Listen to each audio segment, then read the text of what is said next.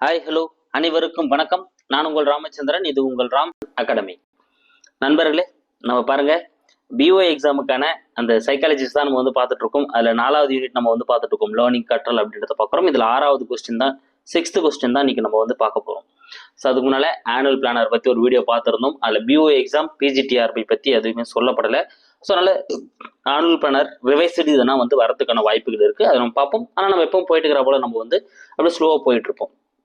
ஓகேங்களா? ஸோ நம்ம லாஸ்ட் வீடியோவில் ஒரு கொஸ்டின் கொடுத்தோம். அதுக்கான ஆன்சர் என்ன அப்படின்றத இந்த வீடியோவில் பார்த்துட்டு நம்ம இந்த வீடியோ ஸ்டார்ட் பண்ணிடலாம். லாஸ்ட் வீடியோவில் நம்ம கேட்டிருந்த கேள்வி, பாவ்லோவின் ஆக்கநிலை உறுத்த கற்றல் சோதனைக்கு பயன்படுத்திய விலங்கு எது? ஸோ பாவ்லோ வந்து அவருடைய ஆக்கநிலை கற்றல் சோதனைக்கு, ஆக்கநிலை உறுத்த கற்றல் சோதனைக்கு எந்த விலங்கை பயன்படுத்தினாரு அப்படின்றத நம்ம வந்து கேட்டிருந்தோம். அதுக்கு அவர் பயன்படுத்திய விலங்கு எது அப்படின்னு வந்து பார்த்தீங்கன்னா நாயை தான் வந்து பயன்படுத்தியிருந்தாரு. டி தான் இதுக்கான ஆன்சர். ஓகேங்களா? ஏன்னா தாண்டைக்கு வந்து பூனையை பயன்படுத்தியிருப்பாரு, இவர் வந்து நாயை பயன்படுத்தியிருப்பாரு. தெரியும் உங்களுக்கு அந்த சோதனை. ஸோ உணவு வச்ச உடனே நாய்க்கு வந்து உமிழ்நீர் சுரக்க ஆரம்பிக்கும். அப்புறம் ஒரு பெல் அடிச்சு பார்ப்பாரு, எந்த விதமான ரியாக்ஷனும் இருக்காது. பெல்லு அடிச்சுட்டு சாப்பாடு வைப்பாரு, உமிழ்நீர் சுரக்க ஆரம்பிக்கும். அப்புறம் பெல்லு கேட்ட உடனே உமிழ்நீர் சுரக்க ஆரம்பிச்சிரும். அதுதான் வந்து அவர் என்ன பண்ணியிருப்பாரு, ஆராய்ச்சி பண்ணியிருப்பாருங்க. ஓகேங்களா? ஸோ அப்போ நாயை வச்சு தான் என்ன பண்ணியிருப்பாரு, ஆராய்ச்சி பண்ணியிருப்பாரு. சரி, இந்த வீடியோக்கான 10 கொஸ்டின்ஸ் பார்க்கலாம். அதுக்கு முன்னால் நம்ம சேனலுக்கான புதுசாக வரீங்க அப்படின்னா நம்ம சேனலையும் சப்ஸ்கிரைப் பண்ணிக்கோங்க. கூட பக்கத்தில் இருக்கிற பெல் பட்டனை கிளிக் பண்ணி நோட்டிஃபிகேஷன் ஆல் அப்படின்றதையும் கொடுத்துக்கோங்க. ஓகே, இந்த வீடியோக்கான ஃபர்ஸ்ட் கொஸ்டின் பாருங்க. மாண்டிச்சோரி கல்வி முறை இக்கோட்பாட்டின் அடிப்படையில் அமைந்ததாகும். வெரி வெரி இம்பார்ட்டன்ட்ங்க. ஸோ மாண்டிச்சோரியோட அந்த கல்வி மெத்தட் இருக்கு இல்லையா, அந்த மாண்டிச்சோரியோட கல்வி மெத்தட் வந்து பார்த்தீங்கன்னா எந்த கோட்பாட்டின் அடிப்படையில் அமைந்ததாக காணப்படுது அப்படின்னா இந்த பாவ்லோவின் ஆக்கநிலை உறுத்த கற்றல். ஸோ பாவ்லோவோட ஆக்கநிலை உறுத்த கற்றலின் அடிப்படையில் தான் மாண்டிச்சோரியோட அந்த கல்வி முறை வந்து அடிப்படையாக வந்து அமைந்து காணப்படுது. அப்போ பி தான் அதுக்கான ஆன்சர். அடுத்து 2வது கொஸ்டின் பார்க்கலாம் பாருங்க. ஒரு குறிப்பிட்ட உணவுப் பொருட்களின் பெயரை உச்சரித்தலே நாவில் நீர் ஊறுவது டேஷ் சார்ந்த ஆக்கநிலை உறுத்தமாகும். ஒரு குறிப்பிட்ட பேரை உச்சரிக்கிறோம். இப்போ எக்ஸாம்பிள், இப்போ மாங்காய் ஊறுகாய் சூப்பரா இருக்கும்பா, இப்போ அந்த ஸ்வீட்டு ஜாங்கரி சூப்பரா இருக்கும்பா, புளி மாங்காயை வந்து அப்படியே புளிப்பா அப்படியே அந்த லைட்டாக உப்பு போட்டு சொல்ற சூப்பரா இருக்கும். அது சொல்றப்ப நம்மளுக்கு என்ன ஆக ஆரம்பிச்சிடும், வாயில் வந்து உமிழ்நீர் வர ஆரம்பிச்சிடும். அப்போ எது சார்ந்த இது ஆக்கநிலை உறுத்தம் அப்படின்னு வந்து பார்த்தீங்கன்னா இது சொற்கள் சார்ந்த ஆக்கநிலை உறுத்தம். ஸோ பி தான் வந்து இதுக்கான ஆன்சர். ஏன்னா நம்ம சொல்றத வச்சு நம்மளுக்கு வந்து ஒரு ஆக்கநிலை உறுத்தம் ஏற்படுது அப்படின்றதுனால பாருங்க, நான் சொன்ன உடனே எனக்கே வந்து உமிழ்நீர் சுரந்துருச்சு. சொன்ன உடனே அப்போ அது சொற்கள் சார்ந்த ஆக்கநிலை உறுத்தம். இதே நம்ம வந்து ஒரு பிரியாணியை பார்க்குறோம், இல்லை ஒரு வாழை இலையை வச்சுட்டாங்க சாப்பிட்ற இடத்துல, வாழை இலையை வச்சுட்டு ஒரு ஸ்வீட் வச்சுட்டு போறாங்க அப்படின்னா அப்போ நம்மளுக்கு உமிழ்நீர் சுரந்தா அது வந்து புலன்காட்சி சார்ந்த ஒரு இதுன்னு சொல்லலாம். ஓகேங்களா? அப்போ இது நம்மளுக்கு சொற்கள் சார்ந்து வரதுனால இது சொற்கள் சார்ந்த ஆக்கநிலை உறுத்தத்தில் தான் வரும். அடுத்து 3வது கேள்வி. ஒரு சிறு குழந்தைக்கு மொழியை கற்பிப்பதில் மிகவும் பயனுள்ளதாக கருதப்படும் கோட்பாடு. ஒரு சின்ன குழந்தைக்கு நீங்க வந்து ஒரு மொழியை வந்து கற்பிக்க போறீங்க, மொழியை வந்து தெளிவுபடுத்த போறீங்கன்னா அதுக்கு ஒரு சிறந்த கோட்பாடா எந்த கோட்பாடு கருதப்படுது அப்படின்னா இந்த ஆக்கநிலை உறுத்த கோட்பாடு தான் வந்து காணப்படுதுங்க. பி தான் இதுக்கான ஆன்சர், பாவ்லோவோட ஆக்கநிலை உறுத்தம். அப்போ மாண்டிச்சோரி கல்வி முறைக்கு அடிப்படையா இருக்கிறதும் இந்த பாவ்லோவோட ஆக்கநிலை உறுத்தம் தான். ஒரு சிறந்த குழந்தைக்கு மொழியை கற்பிப்பதில் வந்து முக்கிய பயனுள்ளதாக ஒரு கோட்பாடாக கருதப்படுறதும் இந்த பாவ்லோவோட ஆக்கநிலை உறுத்த கோட்பாடு தான். அடுத்து 4th கொஸ்டின் பார்க்கலாம் பாருங்க. ஆக்கநிலை உறுத்தல் மூலம் கற்றல் டேஷுடன் தொடர்புடையது. ஸோ ஆக்கநிலை உறுத்தல் மூலம் கற்றல் யாருன்னு பார்த்தோம், பாவ்லோ வந்து கண்டுபிடிச்சிருப்பாருன்னு பார்த்தோம். இது எதனுடன் தொடர்புடையது அப்படின்றத வந்து உங்களுக்கான கேள்வி. இது வந்து எதனுடன் தொடர்புடைய அப்படின்னா மத்திய நரம்பு மண்டலத்துடன் தொடர்புடையது. சி தாங்க இதுக்கான ஆன்சர். மத்திய நரம்பு மண்டலத்துடன் தொடர்புடையது. ஏன்னா அந்த மணி ஓசையை கேட்ட உடனே நம்மளுக்கு சாப்பாடு வைக்க போறாங்கன்ற அந்த இது வந்து கிரியேட் ஆகிடும். அந்த நரம்பு வந்து என்ன பண்ணும், மூளைக்கு அதன தகவலை கொடுத்து கிரியேட் பண்ண வைக்கும். அதனால இது மத்திய நரம்பு மண்டலத்துடன் தொடர்புடையது தான் வந்து ஆக்கநிலை உறுத்த கற்றல் கோட்பாடு.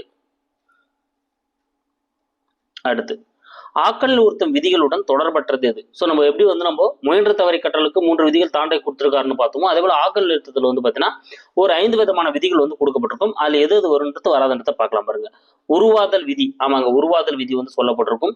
ஆக்கநிலை உறுத்தம் அழிந்து போதல் விதியை வந்து சொல்லியிருப்பாங்க. அதே போல பொதுமைப்படுத்துதல் விதி, என்னதுங்க, பொதுமைப்படுத்துதல் விதி. அப்புறம் வேறுபடுத்தி அறிதல் மற்றும் பிரித்துணர்தல், 5வது வந்து 2ஆம் நிலை ஆக்கநிலை உறுத்தம். ஓகேங்களா? அப்போ உங்க தூண்டல் துணங்கல் விதின்றது வந்து வராது. இப்ப டி தான் இதுக்கான ஆன்சர். என்னென்ன வரும் பாருங்க, உருவாதல் விதி, ஆக்கநிலை உறுத்தம் அழிந்து போதல் விதி, பொதுமைப்படுத்துதல் விதி, வேறுபடுத்தி அறிதல் விதி, 2ஆம் நிலை ஆக்கநிலை உறுத்தம். இது 5 தான் வந்து ஆக்கநிலை உறுத்தத்துக்கான அந்த விதிகளாக கருதப்படுது. அடுத்து 6வது கொஸ்டின் பார்க்கலாம் பாருங்க.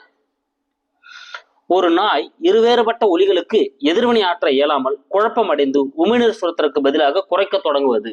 இப்ப என்ன பண்றாங்க, முதல்ல நம்ம சோதனையில பார்த்தோம், நாய்க்கு வந்து மணி ஓசையை அடிச்சுட்டு சாப்பாடு வைக்கிறப்போ மணி ஓசையை கேட்டவொன்னே என்ன பண்ண ஆரம்பிக்கும், உமிழ்நீர் சுரக்க ஆரம்பிச்சிடும் அப்படின்னு நம்ம பார்த்தோம். ஸோ ஒரு குறிப்பிட்ட ஸ்டேஜுக்கு அப்புறம் என்ன பண்றாங்க, மணிக்கு பதில் என்ன பண்றாங்க, ஒரு லைட்டை போடுறாங்க. ஒரு லைட்டை போட்டு அப்புறம் சாப்பாடு வைக்கிறாங்க. அப்புறம் என்ன பண்றாங்க, மறுபடியும் லைட்டை போட்டோன்னே அதுக்கு வந்து திடீர்னு இந்த இரண்டாம் நிலை ஒரு ஆக்சிஜன் அழுத்தம் கிரியேட் பண்றப்போ அதுக்கு என்ன ரியாக்ட் பண்றதுன்னு தெரியாம லைட்டை பார்த்தோன்னா உமிழ்நீர் சுரக்க சாப்பாடு வைப்பாங்களா வைக்க மாட்டாங்க சொன்னா குலைக்க ஆரம்பிச்சிடும். அப்போ ஒரு வேறுபட்ட ஒலிகளுக்கு எதிர்வினை ஆற்ற தெரியாம என்ன பண்ண போகுது அப்படின்னா குழப்பம் அடைந்து என்ன பண்ணும், குறைக்க ஆரம்பிக்கும். இதை தான் நான் சொல்லுவாங்கன்னா சோதனை நரம்பு தளர்வு. அதனாலதான் ஆக்கநிலை உறுத்தத்தை நான் சொல்லியிருப்பாங்க மத்திய நரம்பு மண்டலத்துடன் தொடர்புடையதுன்னு சொல்லியிருப்பாங்க. ஸோ அப்போ ரெண்டு லைட்டா வந்து சவுண்டு கொடுக்குறாங்க. அந்த சவுண்டுக்கு அந்த ஓசைக்கு வந்து பார்த்தீங்கன்னா கொஞ்சம் வித்தியாசமான ஓசையை கொடுக்குறப்போ என்ன ரியாக்ட் பண்ணுறதுன்னு தெரியாம கூட போயிடும். அதுதான் வந்து சோதனை நரம்பு தளர்வு அப்படின்னு அழைப்பாங்க. வெரி வெரி இம்பார்ட்டன்ட் வேர்டு, இது நல்லா நீங்கள் ஞாபகம் வச்சுக்கோங்க, சோதனை நரம்பு தளர்வு.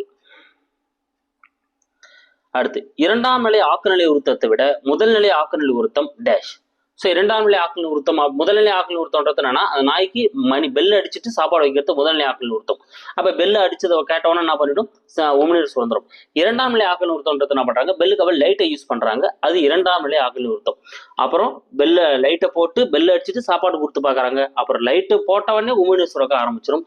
இது இரண்டாவது நிலை ஆக்கல் நிறுத்தம். ஆனா இந்த இரண்டாம் நிலை ஆக்கல் நிலை உறுத்தத்தோட எது வலுமிக்குது அப்படின்னா முதல்நிலை ஆக்கல் நிறுத்தம் தான் வந்து வலுவானதா வந்து காணப்படுது. அப்போ முதல்நிலை ஆக்கல் நிறுத்தம் வந்து வலுவானது. அடுத்த 8வது கேள்வி, குழந்தை மற்றும் முயல் மூலம் சோதனை செய்து கற்றல் கோட்பாட்டை வெளியிட்டவர் யார்? ஸோ ஒரு குழந்தையும் முயலையும் வைத்து சோதனைகளை செய்து அது மூலமா என்ன பண்றது, ஒரு கற்றல் கோட்பாட்டை வந்து வெளியிட்டவர் யார்? ஸோ அப்போ முயலா கூட ஒரு குழந்தை விளையாட வைக்கிறது, அந்த முயலா கூட விளையாடுறப்போ ஒரு குறிப்பிட்ட ஒலியை தந்து அந்த குழந்தை வந்து பயப்பட வைக்கிறது. அதுக்கப்புறம் அந்த முயலை பார்த்த உடனே அந்த குழந்தை என்ன பண்ண ஆரம்பிக்கும், பயப்பட ஆரம்பிக்கும். ஸோ அப்படி ஒரு கற்றல் விதியை சொன்னவர் யாருன்னு பார்த்தீங்கன்னா வாட்சன். சி தாங்க இதுக்கான ஆன்சர். வாட்சன் தான் வந்து இந்த கற்றல் விதியை குறிப்பிட்டிருப்பாரு. அடுத்து 9வது கேள்வி, பாவ்லோவின் ஆக்குநிலை உறுத்தம் எல்லா வகை கற்றலுக்கும் ஏற்றது என கூறியவர். பாருங்க, இந்த பாவ்லோவோட இந்த ஆக்குநிலை உறுத்த கோட்பாடானது எல்லா வகையான கற்றலுக்கும் ஏற்றதா காணப்படுது அப்படின்னு சொல்லி யார் சொல்லியிருப்பாருன்னா அதுவும் வாட்சன் தான் சொல்லியிருப்பாரு. அப்ப இதுக்கான ஆன்சர் வந்து சி தான், வாட்சன் தான் இந்த குற்றம் சொல்றாரு. அடுத்து 10வது கேள்வி, செயல்படு ஆக்குநிலை உறுத்தம் ஸ்கின்னர் எந்த நாட்டை சேர்ந்தவர்? ஸோ செயல்படு ஆக்குநிலை உறுத்தத்தை வந்து யார் வெளியிட்டிருப்பாரு, ஸ்கின்னர் தாங்க வெளியிட்டிருப்பாரு.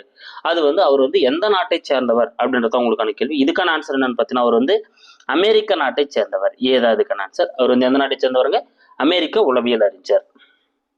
ஓகே, நம்ம இப்போ இந்த 10 கொஸ்டின்ஸை வேகமாக ஒரு ரிவிஷன் கொடுத்துட்றேன். மாண்டிச்சோரி கல்வி முறை வந்து பார்த்தீங்கன்னா பாவ்லோவோட ஆக்குநிலை உறுத்த கோட்பாட்டுக்கு அடிப்படை அமைந்து தான். ஒரு குறிப்பிட்ட உணவுப் பொருளை உச்சரிக்கும் போதே நம்மளுக்கு நீர் வரத்து வந்து பார்த்தீங்கன்னா சொற்கள் சார்ந்த ஆக்குநிலை உறுத்தம். ஒரு சிறு குழந்தைக்கு மொழியை கற்பிப்பதில் மிகவும் பயனுள்ளதாக கருதப்படுற கோட்பாடு பாவ்லோவோட ஆக்குநிலை உறுத்தம் தான். ஆக்குநிலை உறுத்தம் மூலம் கற்றல் வந்து எதனுடன் தொடர்புடையதுன்னா மத்திய நரம்புடன் தொடர்புடையது. ஆக்குநிலை உறுத்தம் விதிகள் வந்து தொடர்புற்றதுன்னா தூண்டல் தொடர்பு விதி வந்து அதில் வராது. இரண்டு வேறுபட்ட ஒலிகளுக்கு இது எப்படி ரியாக்ட் பண்றதுன்னு தெரியாம ஒரு நாய் குலைக்கிறதுனான்னு சொல்லுவாங்கன்னா சோதனை நரம்பு தளர்வு அப்படின்னு சொல்லுவாங்க. இரண்டாம் நிலை ஆக்குநிலை உறுத்தத்தோட முதல்நிலை ஆக்குநிலை உறுத்தம் வந்து வலிமை மிக்கதாக காணப்படுது. குழந்தை மற்றும் முயல் மூலம் சோதனை செய்து கற்றல் கோட்பாட்டை வெளியிட்டவர் யாருன்னா வாட்சன். ஓகேங்களா, அவர் தான் வெளியிட்டிருப்பாரு. அப்படியோட பாவ்லோவோட ஆக்குநிலை உறுத்தம் வந்து பார்த்தீங்கன்னா எல்லா வகையான கற்றலுக்கும் ஏற்றதுன்னு சொன்னவரும் வந்து வாட்சன் தான். செயல்படு ஆக்குநிலை உறுத்தத்தை வெளியிட்ட ஸ்கின்னர் வந்து எந்த நாட்டை சேர்ந்தவர்னா அமெரிக்க நாட்டை சேர்ந்தவர். ஓகேங்களா, இது இந்த 10 கொஸ்டின்ஸ் ஒரு ரிவிஷன் கொடுத்துட்டேன். இந்த வீடியோக்கான உங்களுக்கான கேள்வி பாருங்க, கருவிசார் ஆக்குநிலை உறுத்தம் என அழைக்கப்படுவது எது? ஸோ கருவிசார் ஆக்குநிலை உறுத்தம் என அழைக்கப்படுவது எது அப்படின்றத உங்களுக்கான கேள்வி. இதுக்கான ஆன்சர் என்ன வரும் அப்படின்றத கமெண்ட்ல சொல்லுங்க. இல்லை நெக்ஸ்ட் வீடியோ வெயிட் பண்ணுங்க, அதெல்லாம் உங்களுக்கு இதுக்கான எக்ஸ்பிளேஷன் கொடுத்துறேன். Thank you guys. நம்ம சேனலுக்கான புதுசாக வந்து நம்ம சேனலை சப்ஸ்கிரைப் பண்ணிக்கோங்க. கூட பக்கத்தில் இருக்கிற பெல் பட்டனை கிளிக் பண்ணி நோட்டிஃபிகேஷன் ஆல் அப்படின்றதையும் கொடுத்துக்கோங்க. தேங்க்யூ.